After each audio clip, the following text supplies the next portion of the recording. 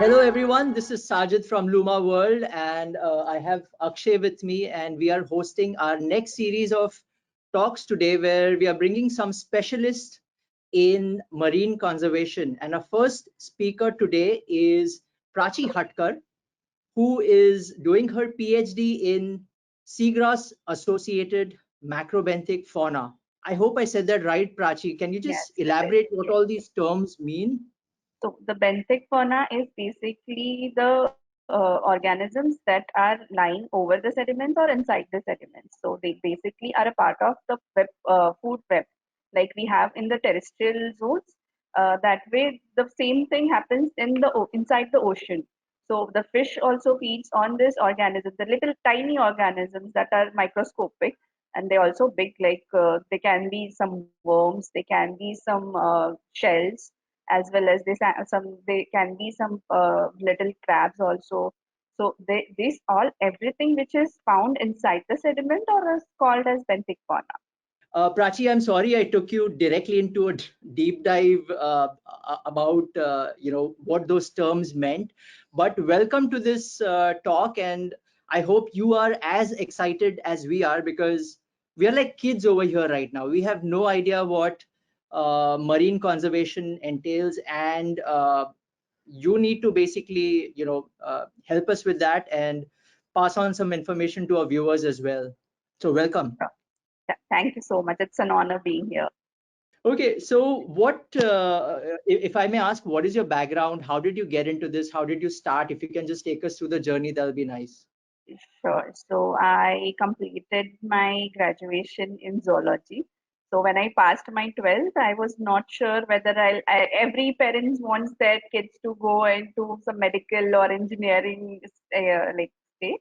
But my father is a lawyer, and my brother is into an IT sector. So my family didn't have any background of what the animal zoology or zoology is, and if the field has some any scope, because my parents were like, hey, you shouldn't be going into this field because it doesn't have scope. Like when you're graduating, you need to have something like it should be paying you some good bucks or something like that. But I was determined. I was not going to medicine at all because I'm not so excited about surgeries and all. So I thought I'll go into something like which I can work with animals. So I grew up watching the Steve Irwin documentaries over Discovery channels and all. So I always wanted to be working with animals and stay around with animals and all.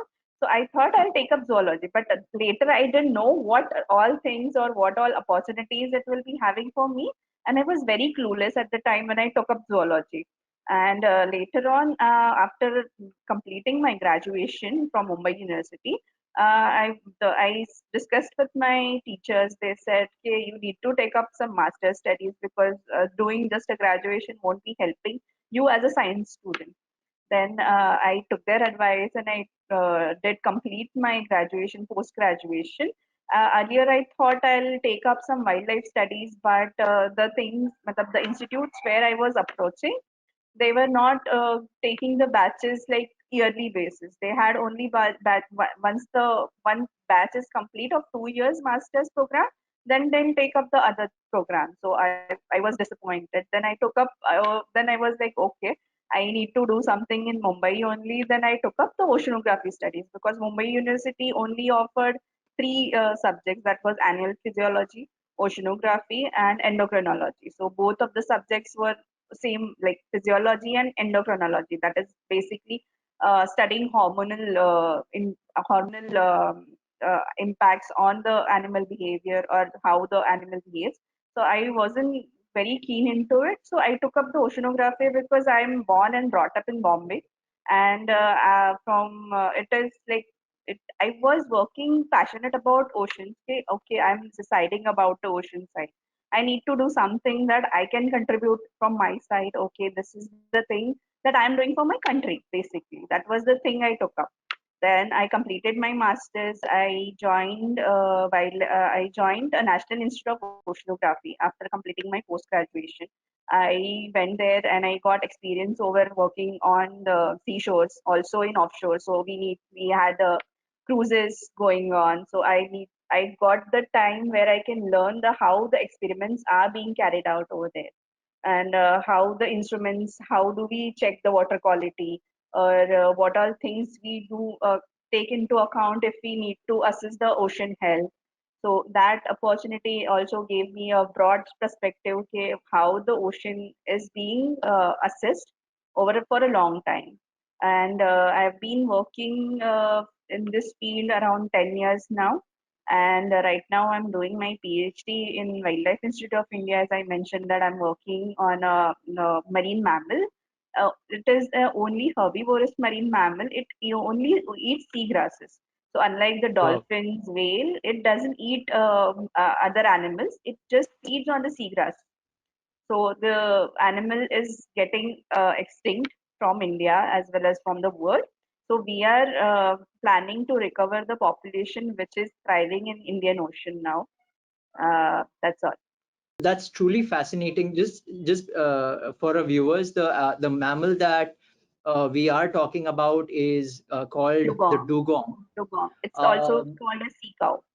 is it true that people used to mistake them as mermaids? Is that the Yes. right story? Yes, Okay, yes. So that's earlier the Europeans were used to, when it looked like a mermaid only, and it is also confused with a finless porpoise because it doesn't have a fin, and it just stays near the coastal water. It doesn't stay very offshore because it only feeds on the seagrass, and the seagrasses are only grows where there is proper sunlight for them to grow.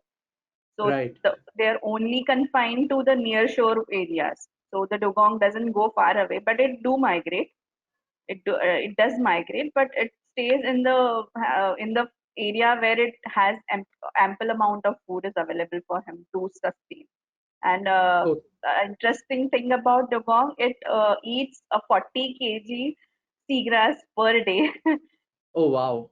Yes. That's So it's that's it's like, yeah. And another interesting fact that being a mammal, it comes over the surface every 5 to 7 minutes, just to take okay. a breath, and then it goes back to the ocean.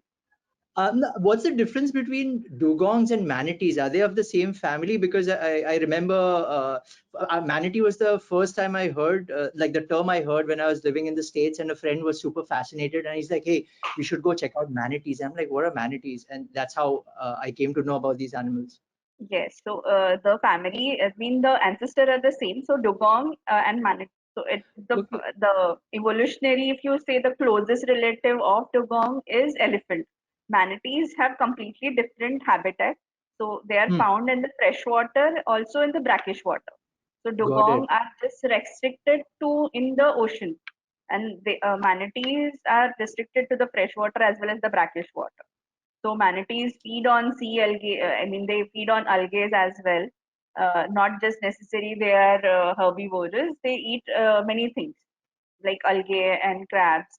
But dugong strictly is being vegetarian, and there is the size difference. So dugongs are around 400 kgs. Manatees weigh around 500 to 600 kgs. So they Oh are wow. geographically completely different. Their Hmm. distribution is completely different than each other. And if we need to see the shape of the tail, the manatees have a flipper kind of shell, the fluke kind of like a fish, and Yeah. dugong has a forked tail. So Got that it. is the difference where we can see. So we in India we see dugongs. In Hmm. other countries like in USA there is manatees that we can see, and there are three types of manatees. One is Amazonian manatee. Another I don't know, I forget. There are three types of manatees, and there is only one dugong family, and this is the only. What were the challenges you faced, and when you told your family about this, what was their reaction? So the first thing when I approached anybody was being on the shore or being on the coastal state. We don't have as much as resources, or you can say the opportunities are very less.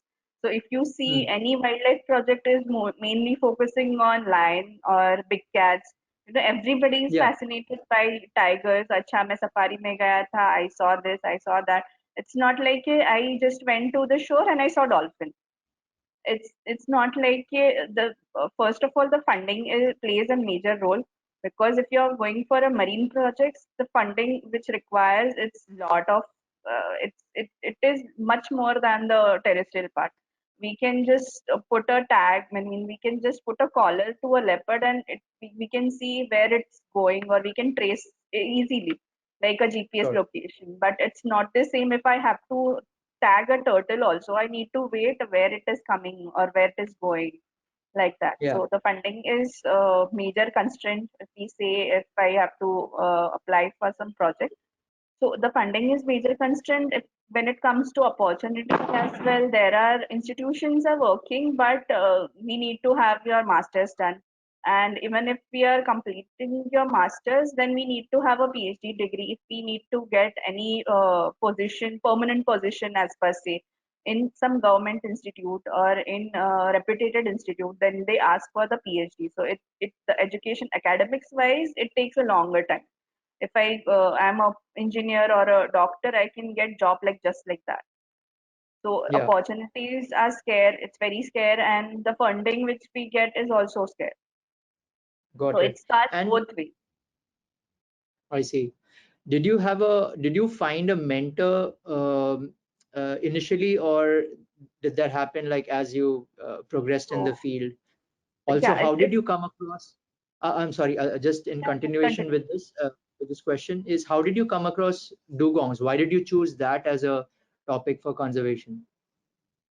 So when I started working in National Institute of Oceanography, the first mentor which I came across was the scientist in charge, or the project in charge who was there. He was mentoring me. I was working on the planktons. So the planktons are only, all again the microscopic animals that the fish, the whale shark, is feeds on the only on plankton. So it is a filter feeder. So that's how I came to know. He was not, he made me realize that I have a potential. I can do much better in this field. I need to learn some paper. I need to read papers, know what is going on apart from academics, what is going into the research field. So what are the research gaps, what I can pitch in my ideas. He never he promoted, if we have some doubts he used to clear it, and if we have to discuss anything apart from the research as well, then he used to encourage us. We have this ideas, you can go ahead and try it out. It's not like he never discouraged us, or being a girl, how can you stay on the field, or how can you go from away from your home for like 15 days in a month, and then you have to come back, and then you have to again go for the lab work. So my family was also supportive in this thing, that they initially they thought this field might don't have any great opportunities ahead. So they also asked me to get something like a permanent job kind of thing. So also I switched in between when I didn't have any opportunity into the academics initially when started. After that, after completing my 2 years in the National Institute of Oceanography, I switched to a sea turtles program in Wildlife Institute of India. So it was on the satellite. It was on satellite telemetry. So we had to put satellite tags on the sea turtles, and Yeah. we need to see them where are they going or moving around in the Indian Ocean across the Maharashtra coastline. But Hmm. unfortunately, that project didn't start up because we didn't get the permissions to purchase the tags. So I Oh, had shame. to made up my mind, and I have to pack my bag and come back home. Then I switched to consultancies, environmental consultancies program for 3 years. And later on, when I got this, I was very keen on working for my PhD on sea turtles. But I mentioned that because of the funds constraint, I couldn't get any project or any long-term project if I want to work on some species. I need to have some Yeah. funds, like lakhs of it. I didn't get that. So I switched to Dugong. I mean, I wanted to do anything that is related to ocean. This was the species that was very less known. People didn't knew. Even I didn't knew when I initially before I started working. I didn't know what was Dugong. When I entered into the project, when I gave the interview, then only I started reading about it. And later on, when Got I it. came into the project, it was like, hey, people are not aware about ocean. They are very, I mean, it is still being hunted in many parts of India, dugong, for their meat as well as for the bones. But now, as we are creating more and more awareness, people are getting to know, acha, this is why saving or conserving this species is important to conserve our oceans. So Yeah, basically, we work with the fishermen who help us to see if any animal get caught in their net. They then cut their net and release the animal back into the sea. Or if they sight any animals, also they let us know कि अच्छा we have sighted dugongs or we sight dolphins over here or there. So it's like it's been a journey that many people have been mentoring me and have been helping me to get where I am now. that's thanks for all the information. Let's talk about dugongs now. Where all are they concentrated around Indian coast, and what is the biggest threat to them right now? So, as I already mentioned, dugongs have been the major population in India is in Tamil Nadu. So, around Gear Foundation had conducted a questionnaire survey. So, in that they estimated that around 250 to 200 population, 200 and 250 numbers are there in Tamil Nadu region. That is Gulf of Mannar and PalkBay, where the seagrass, the major seagrass meadows are also found in Tamil Nadu region over there. So obviously, Okay. where there is ample amount of food, the population will be much more. In Andaman, it is estimated that it is around 10 to 15 individuals are present. Sorry, 20 to 25 individuals. And in Gulf Okay. of Kutch, Gujarat, it is only estimated as around 10 to 15 individuals might be present currently. So Hmm. this date backs around 2009, 2010, it's almost 10 years ago. So currently we are working on the population estimate. So we are using a drone technology to sight the animals. Since it's a Hmm. very shy animal, it doesn't Yeah. come often on the surface, or it doesn't, it doesn't jump on the water like acrobats like dolphin does. So we Hmm. need to, if we need to see the animal, it's better we use some drones that gives us fair chance to actually sight the animal. Dugong is actually a state animal of Andaman Islands, and Oh, okay. yes, and there people, matlab the tribal people, still keeps on hunting dugongs, as Okay. it's still being practiced in Tamil Nadu. We also get some reports that the poaching has been still continuing, and we have been working with the community to stop the poaching activities as well. So the major threats for dugongs to thrive is the habitat degradation, pollution, also the Hmm. boat strikes, I mean the boats that have been going relentlessly, and they haven't been managed. The boat trafficking haven't been managed yet.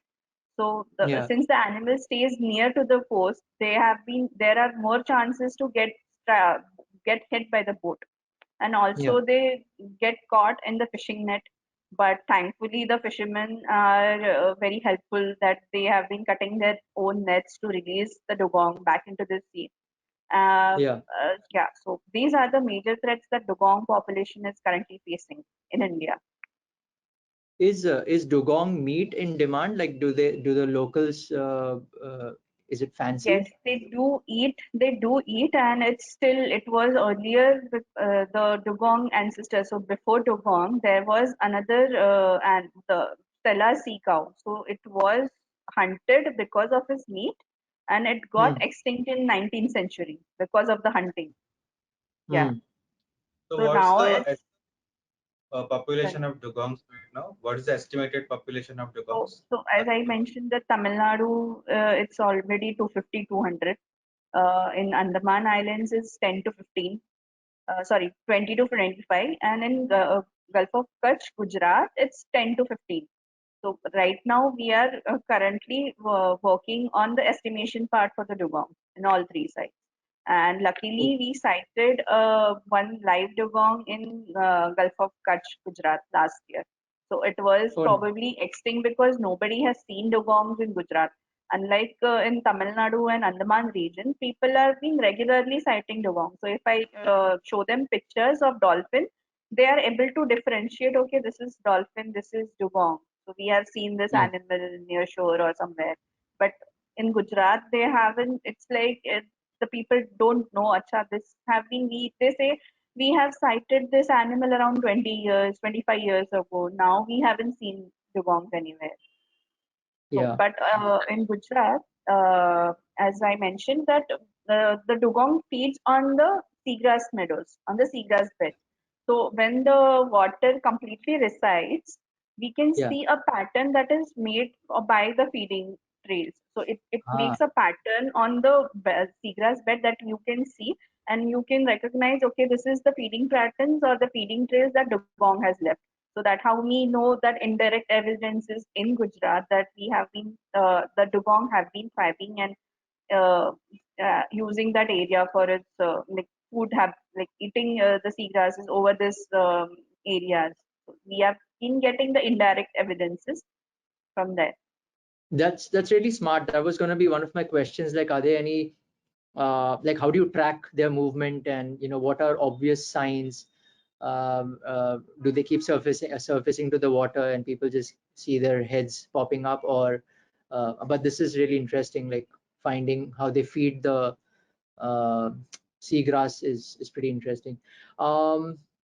So have you been receiving any help from the like our state, other state initiatives or government initiatives? Are they even taking heed of something like this, that hey, this is a serious problem, the numbers are declining pretty fast and we need to save them? Is that on their agenda? Yes, yes. As a part of the UNDP sustainable goals, we have Hmm, been working on the species recovery programs. So the great. species recovery programs like have been conducted for various species, like snow leopard was there. So now Nicobar megapod will be there.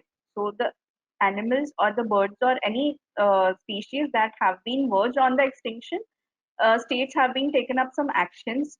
So, like I said, we have been working with the forest department as well as the local communities, as well as the major stakeholders that come into the pictures. Apart from the local community and the forest department, are Coast Guard as well as the Navy. So they have been helping us to locate the sightings. They share their sighting record whenever they are going for the patrolling. So they share anything Nice. information relevant to our project or marine mammals basically. If they cite any. Hmm. Apart from that, there have been the Tamil Nadu state government just declared PalkBay as a first dugong conservation in India.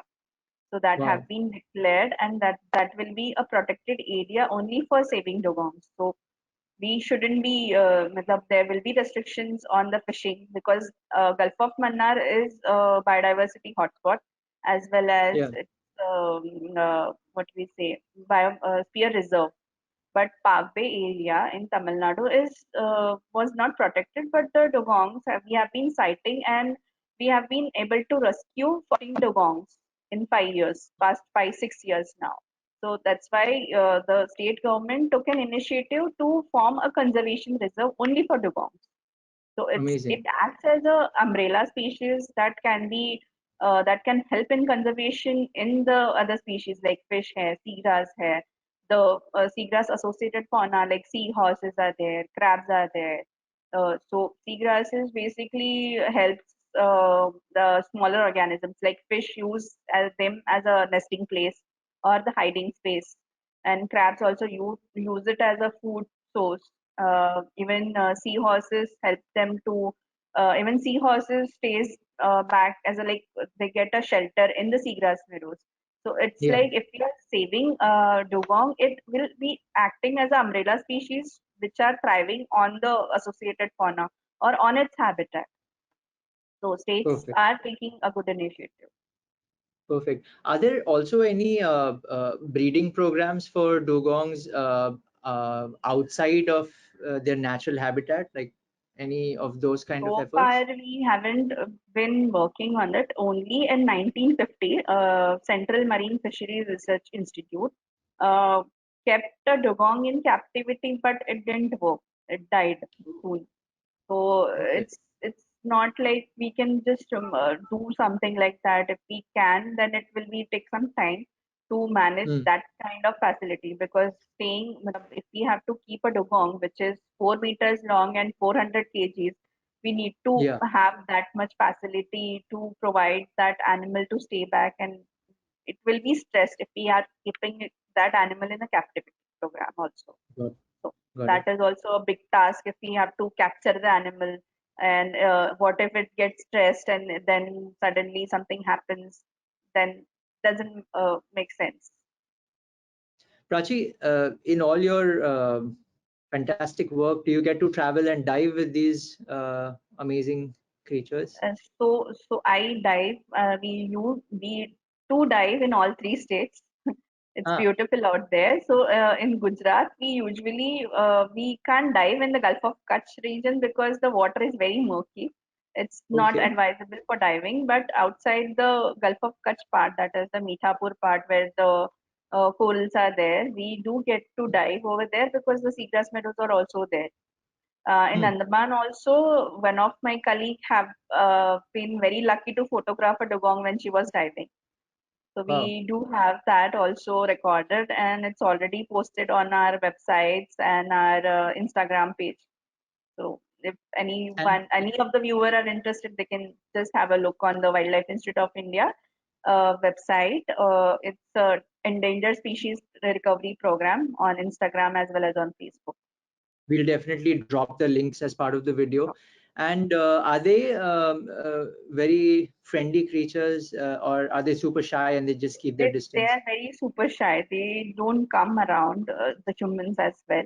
So because of the boat strike, I mean, because of the, I mean, they have a good hearing power. So underwater, the noise travels four times faster than the land. So Correct. obviously, they get irritated by the boat sound as well if the engine is coming or something like that is happening. So they tend to go away from the noisy areas. Got it. And even if they are coming, so the difficulty in sighting the animal, that when it comes on the surface, it just takes out the nostrils, they take a breath, and then it goes away. So it's very difficult to sight animals. Like if you are going just like that, we can't just sight the animals because it's just coming out and taking out its nostril. It's not even coming fully, or not even its head is coming out fully, so that we can know that this is the animal that we are looking for. So it's Yeah. a very shy animal. Do you have any interesting incidents or stories to share as part of your research? Not just dugongs, could be anything around marine wildlife. So I have been working with an NGO, WCAWA, and it is NGO based in Dehradun. So they have been working on the sea turtles rehabilitation and rescue program. So when I was very keen on working on sea turtles, I approached the NGO founder, and it led me to their activities. As a part of their activities, they have been rescuing sea turtles which get injured in the fishing net, and then people ask them to rescue it. They have the forest department, the Dehradun Forest Department, have set up a transit center in Dehradun itself. So Dehradun is just before Gujarat and it's on the Maharashtra and Gujarat border. So it's a Hmm. small village. It is a tourist place also, and they have been rescuing sea turtles from past, I think 7, 8 years, more than 10 years. I've been associated with them from past few years now. So we have been whenever they get any stranding reports, they take the sea turtles to the transit center. Try to, I mean, they help it to again, I mean, they help it to rehabilitate again. And they also conduct a swimming ability test before releasing the turtles back into the sea. If they can thrive into the sea, if it is fit to go, then they also do that. So it has been very wonderful journey working with them, and we have been completing, I mean, I've been publishing whatever things they have been working on from so many years, because it is getting now recognized that okay, sea turtles have been part of the conservation aspect as well. So conservation.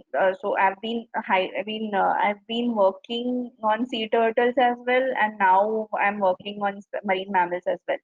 So my favorite incidents when I first saw a dugong through a drone in Gujarat.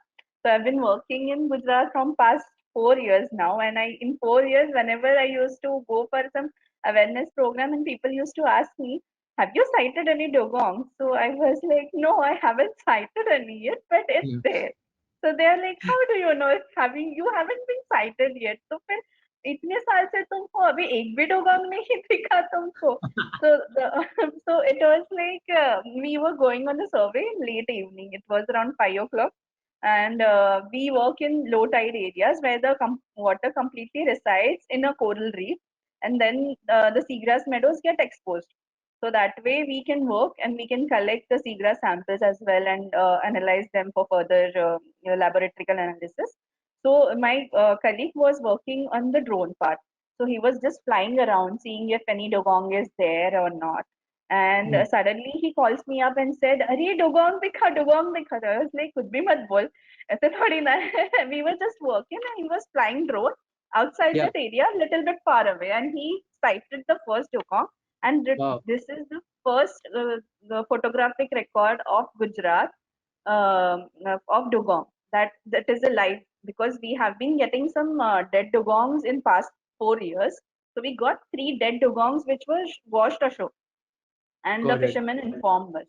But this was the first live record that we sighted when we were actually on the moment on the field. And then he was Yeah. flying on the drone, and then we sighted. So that was the best moment in the this project, when I actually was working and I could actually see the animal, and it was just beside where I was working. Yeah. Yeah. I can totally imagine, actually not imagine the excitement, but yeah, must have been a very special moment for sure. Yeah. Um, Prachi, for people like us living in the cities who just know the term marine conservation, but then we don't know what actually goes on. How are our daily actions affecting marine wildlife, and what can we do in our small steps to save these animals, or make our environment better? So, as a citizens, what we can do is, whenever I have a habit from my childhood, my dad has been practicing it, that if we are going out for some grocery shopping or normal shopping also, we carry our own bags. Like we carry our own cloth bags. That is mandatory, because everywhere you go, they hand over you some plastic bags, and that keeps on compiled to your home. So if whenever we are going out on for shopping, we can keep our own bags that we can carry out with us. Apart from that, we can use face washes, the daily face wash that we use. It also has some beads that is not Yeah. breakable, or it just scrub your face. But that is, we can avoid such kind of face wash or products that has been made up of microplastic, if we can say, that bubble which we get in the face wash. So we should be avoiding that, because that is not biodegradable. It doesn't even if we wash our face, it just goes into the ocean. It doesn't decompose or anything apart from it. So we can reduce the products that we are using, or be conscious of what products we are using. Apart from that, if we are shampoos, for example, we just use the shampoo bottles and then we throw it away, or we don't recycle anything. So apart, the alternative is to use some shampoo bars. It's not it's Mm. expensive more than that, but still it's an alternative. So using more eco-friendly products, if we are going out, or if you are sipping some nariyal pani also, we can use a metal straw. Stop using a straw. You can just put it in a glass and drink it.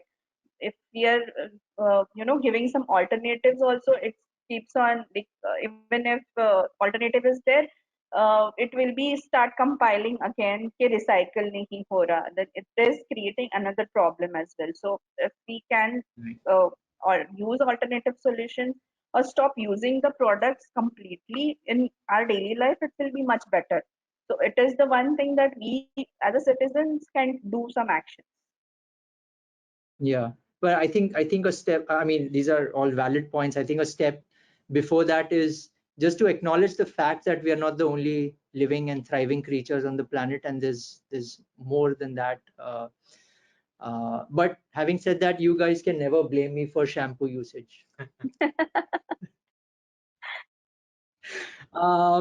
Okay, Prachi, um, for our, and I hope there will be some young viewers over here or parents who would be sharing this with their kids. Yeah.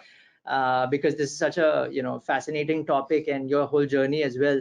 What is a message that you would like to give to younger kids or children around marine conservation or becoming a marine conservationist? How should they proceed? So I need to think about this. I Okay, will okay. just say that follow your heart.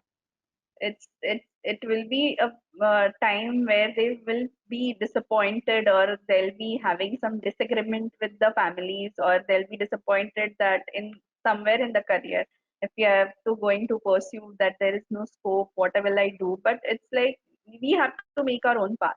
Even if there is the things may not be working for now, but it will be in future for sure if you are determined to do so. Same as the Yeah, ocean conservation. So initially when we started off, it was not a good thing because we were mostly around के हाँ aquatic conservation है, इतना air pollute हो रहा है. So ocean being a part of our earth planet, it is a blue planet obviously, but yeah, nobody was considering ocean conservation initially when we started off. But now, since the importance have been growing so far, it is still being it is still not completely. I'm saying that we should be completely overlooking the conservation. Should be openly focusing on the marine species. No, there are, apart from marine also, there are some species, but we need to think about okay, we shouldn't. We are determined, then it will be happening, and it will happen for sure if you are determined for conserving the species. It is ultimately conserving us. So correct. Yeah, that, conserving yeah, species is what we are doing for ourselves. It's not like we are conserving them. We are conserving our planet for it. that's very well said. Yeah, that's true. So yeah, so now we'll start the rapid fire round. And Oh, just I have a what question. Will I get some Yeah. any coffee with Karan जैसे hamper? Oh, we'll send you one of the our amazing oceans ka box, Oh, and having you spoke about the plastic beads and all that. I don't have the box right now, but the previous game I was telling you about, which is on waste segregation, it's called Lord of the Bins. You can check that out as well. okay. So that I mean, it's a card game which helps people understand e-waste, dry waste, wet waste, hazardous waste. But in the ancillary content, we talk about all these things. We've created a lot of we create a lot of marketing collateral on what can you do in your day-to-day life to make your bring your trash levels down and reuse, recycle, all that stuff. So yeah, we did cover a lot of those topics as well. But yes, you will get a hamper for sure. Maybe a Dugong ka soft toy. or a t-shirt Actually, yeah, or a we've been magic making button. some really cool t-shirts also with we use a lot of puns for the t-shirts. But right now we've just made some as merchandise for kids, but we'll be making some for adults as well. So like for example, as part of the kit there is this bookmark thingy. Bookmark. So this is the deep seas basically, and like we Mhm. discuss a lot of creatures. So this is just like a visual thingy. On the back of it we tell them ke, what happens at different depth, ke Titanic kahan pe hai, Challenger deep kahan pe hai, where does a free diver dive up to, stuff like that. We keep making a lot of that stuff. Okay, so I will start with the questions. Sure, sure. Are you ready for the rapid fire? Yes. Okay. Okay. So would you rather spend an hour with a dugong or with your favorite celebrity? With Dugong anytime. I think that's a no-brainer. Dugong is her favorite. Are you sure, are you sure you don't want favorite celebrity? Because No, Dugong you can I'm not so into celebrity thing. I'm okay with spending my life for them and not with the celebrity. Okay. So would you rather? Yeah, I will move on to the next question. Eat your least favorite food for 1 year, or not dive in the ocean for 1 year? What Okay, would you I'll rather go do? for food. I'll go for food. I mean, Okay. I can avoid food if I can't dive in ocean for 1 year. It's too long. Anyway, six Nice. months Okay. is too long. If you have to, even in monsoon, we can't dive now. So it's been 6 months waiting period for at least 4 months waiting period in the west coast till we can dive. So I'll avoid food. Okay. So, I mean, you work very closely with the ocean. So next is a bit tricky one. So would you rather stay on a beach or stay in the mountains? What is your preferred I am a location to beach stay? person.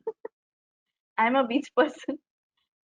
Okay. Even if I'm working in mountains, I'm not so fascinated by mountains now. Even if I'm staying in the mountains, I'm right now in Dehradun, but I'm not. I haven't explored mountains. I'm more into diving, so I'll stay on Okay. the beach Uh, and dive. okay, great. Okay, so one last question. A 1 month free paid holiday at your favorite location, whatever location you choose, or I mean one dive where you get to interact with a dugong. What would you choose? One dive where I can interact with dugongs, and I wish if I can see a sea turtles also in diving. Okay. So I mean not something, holiday in Mauritius or Switzerland or something. Where you No, get to see all these animals. it's Switzerland a is nice. kind of different experience seeing or touching that animal also while you're diving. So it's lifetime experience. Yeah. So that's we're done with the rapid fire. Did you have to get like a diving certification as well? Is that part of Yes, I got a certificate done. I got it. It was funded. So I applied for a scholarship. It was given from Women's Divers Hall of Fame. So it is open for researchers as well as for undergraduate program. I can share the link with you. So they hmm, start accepting the applications from September onwards. So it is open for 1 month, and we need to send them recommendation letters as well. And for what research are we doing this, and how this grant will help us in our research. So it is open for women divers as well as for the men also. So it is for both great. genders. And where was this from? So it was this has been like an NGO or organization. They have been supporting for the educational grants or the recreational diving as well. So whosoever can do. It is a community where all the divers have been working for the fundraising for the scholarship programs as well on the ocean conservation. So it's not specifically situated at sometimes. It is just an organization which is working with the divers and especially for Got divers.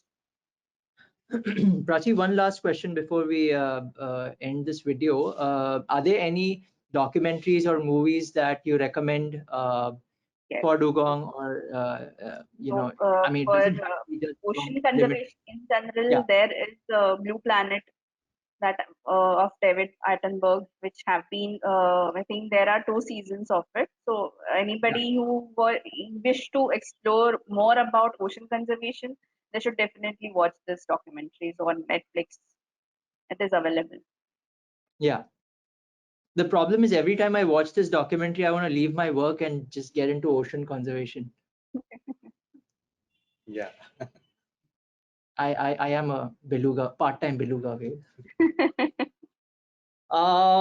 Great, Prachi. Thank you so much for your time, and it was lovely talking to you, and for all the fantastic information that you shared around um, dugongs as well, and around marine conservation and how one should proceed around such a topic.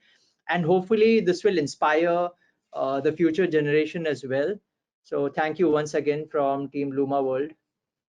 Thank you for giving me this opportunity to interact with you guys. And I hope somebody gets inspired and take up ocean conservation seriously.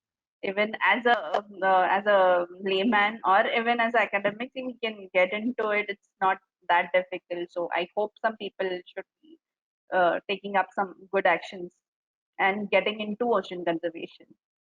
Great. Thank you Thanks. so much.